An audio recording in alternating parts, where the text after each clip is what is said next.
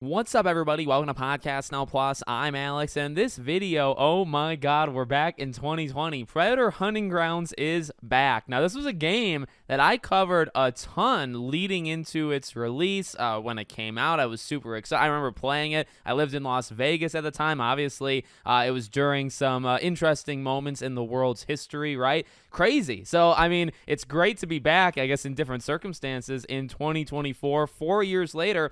And what we have is the game is being resurrected. The game is switching publishers, right? So originally PlayStation or Sony was the publisher. Now it's going back to Elphonic, and they are bringing the game natively to PS5, as well as finally bringing the game to Xbox. And I remember, this is another funny thing with how much time it's been. I remember on, I think, my main channel, Podcast Now, I remember making a video in 2020 when this game came out, just questioning, will the game ever come to Xbox? And it was kind of split, and obviously, PlayStation being the publisher would have prevented that, but 4 years later, the answer to my video 4 years ago, yes, the game is coming to Xbox. So, game's coming, again, Series X and S, as well as PS5.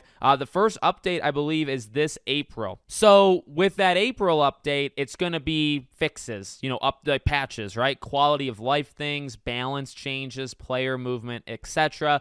The game's going to launch on those, new gen, next gen consoles before the end of this year. That's the plan. And then it's going to continue to get updates. And they say, even sometime this winter, new Predators will be released, with more to follow in spring of 2025. So they are going for it. They're bringing it. And honestly, this is just the weirdest thing. I'll talk about my opinion on the game in just a second, but just to bring it back, 4 years later, release it on the other console, to update it, and then not just update it, but then promise basically a year of new things, whether it's Predators or, whatever they're going to add, I guess, beyond that, right? They're adding to this game.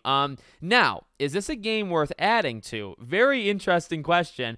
I decently enjoyed it. I think this game has some severe problems. I remember playing it, and I think there are times where the game is an absolute blast, okay? Whether you're the fire team or whether you're the Predator himself, I do think there's some fun to be had here. The AI can be downright as dumb as you can possibly imagine. It did get old to me, I would say, rather quickly. And again, the game came out, I believe, in March or maybe even April of 2020. And I would say, I was playing it pretty consistently through the summer or into the summer. So, it lasted with my, brain that always wants to kind of jump to the next thing. It lasted, I would say, a few solid months. I think it's a fine game. I think if you have it and, it coming kind of back up to life. And now, I don't know, is there I haven't seen anything on this actually. Is there an upgrade path to it? Because, I own the game, and I don't even think they gave me a review code. I literally own the game. I bought it myself on PS4.